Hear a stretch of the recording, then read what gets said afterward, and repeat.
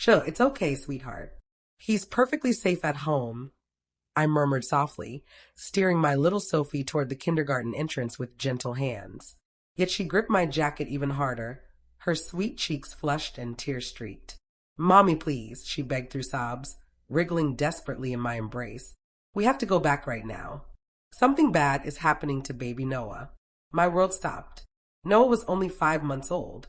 Just 20 minutes earlier, I'd left him snug at home with my husband Ryan and his mother Diane. A cold wave of dread washed over me. Still cradling Sophie, I spun on my heel and ran full speed toward the car. My shoes echoed sharply against the pavement as I flung open the front gate. My pulse roared in my ears, drowning out everything else. Fingers trembling, I fumbled the key into the lock. The house greeted me with an eerie, unnatural quiet. Diane, I called, voice cracking. Silence answered. Then, a soft, desperate gasp floated from down the hall. I bolted toward the nursery, and the sight that greeted me nearly dropped me to my knees. My precious Noah lay in his crib, face crimson and wailing in terror, completely alone. A heavy pillow rested ominously beside his tiny head. Sweat soaked his onesie. I scooped him up instantly, pressing his warm little body against my chest. His frantic heartbeat hammered against mine. That's when the low voices drifted from the kitchen. She's way too emotional. She won't notice a thing. It'll be fine. It was Ryan's voice, calm, detached, chilling. My daughter's warning had been heartbreakingly right. Something was terribly, dangerously wrong. I froze in the shadowed hallway, clutching Noah tighter as his rapid breathing synced with my own. The kitchen door stood slightly ajar, just enough for their words to slice through the air like ice. She'll convince herself it was only a nightmare, Ryan continued in that same cold tone. The doctor already mentioned she's stressed beyond reason. Diane let out a dry laugh. And if she starts digging too deep, we'll simply say she forgot the pillow in the crib herself. Ice flooded my veins. Without a sound, I retreated step by careful step. I carried Noah upstairs, locked the bedroom door behind us, and dialed my closest friend Emily, a sharp, no-nonsense family law attorney. I need help right now, I breathed into the phone. Emily didn't hesitate. Grab only what you truly need. Get here immediately. Heart pounding, I stuffed essentials into a duffel, raced back to the school to pick up Sophie without explaining a word, and drove through a blur of tears and raw fear. Those 3 awful words echoed endlessly in my mind, it'll be fine. When we finally reached Emily's house, the dam broke. I collapsed into sobs while she listened, her face etched with horror and fury. We're filing for emergency full custody first thing tomorrow, she promised fiercely. And I'm pulling in every favor I have tonight. That night, I held both my children close, their small bodies anchoring me. Emily picked up the phone, and the first piece of the puzzle fell into place. By dawn, she had rallied her team. A seasoned family law colleague, a tenacious private investigator named Sarah, and a former Child Protective Services contact. We don't have ironclad proof yet, Emily cautioned gently, but what you overheard raises immediate red flags for the children's safety.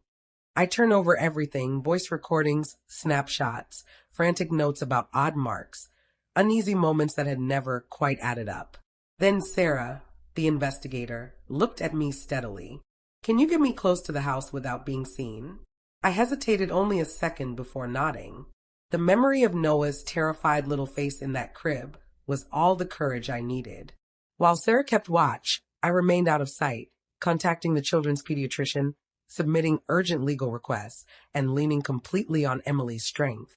Then her call came. Sarah had captured video. It wasn't merely troubling, it was gut-wrenching. The footage showed Diane ripping the baby monitor from the wall while muttering, she doesn't need to know what really happens when she's away. Emily's voice trembled with rage when she said, "This goes directly to the judge, no delays." By midday, an emergency court date was set. That evening, Ryan's name flashed on my phone.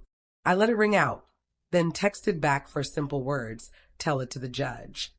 The courtroom felt freezing, but nothing matched the chill in Ryan's eyes when he saw me enter alongside Emily and the CPS representative.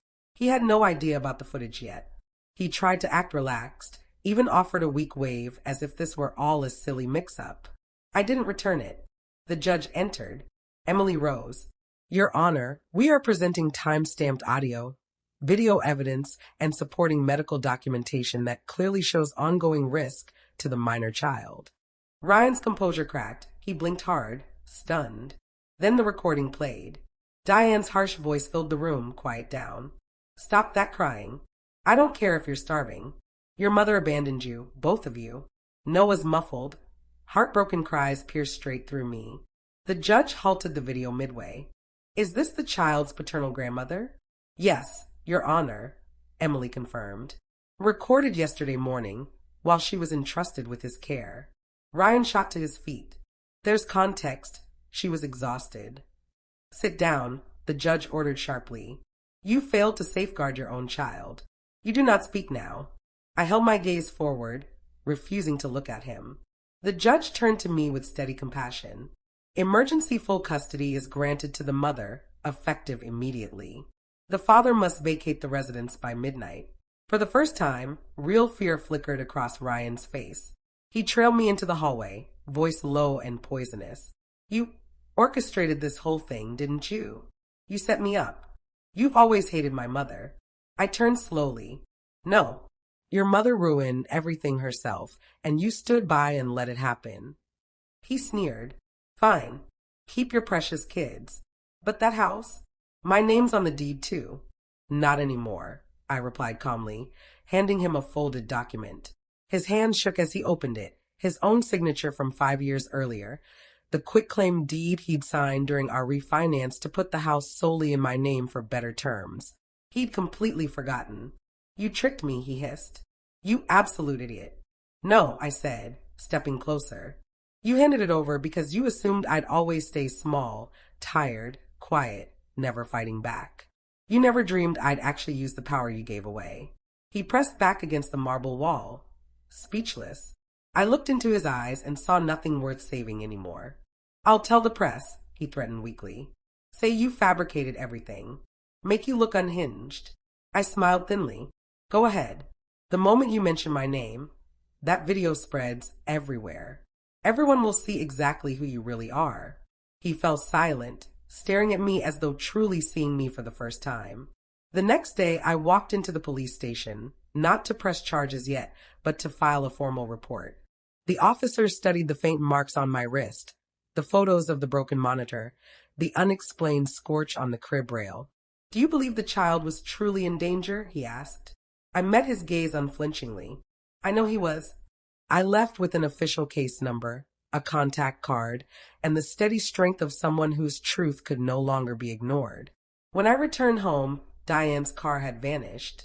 The garage stood empty, her belongings gone. The security cameras captured her final hurried exit, arms full of jewelry she never owned and a credit card I'd never approved. I securely saved the footage, creating multiple backups. Later, I sat on the living room rug with Sophie, stacking colorful blocks into wobbly towers. Where's Grandma? She asked softly. I smiled tenderly. She's staying somewhere else for a while. And Daddy? I paused. He's working through some important things. She nodded wisely, far beyond her 4 years. Then she leaned in and whispered, I'm so glad you came back home when you did, Mommy. I think Noah was really frightened. I kissed her forehead, my heart full. So was I, baby girl. That night I waited for Ryan. He never came.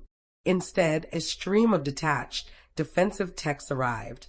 You're blowing this out of proportion. My mom raised kids by herself. She knows what she's doing. Let's not turn this into some big scene. No remorse. No concern for our son. No accountability. I didn't respond. I simply sent a formal email Emily copied, covering custody, safety measures, and financial details. The following morning, he burst in yelling, You dragged lawyers into our family. I stayed calm. I simply lifted the repaired baby monitor and pressed play.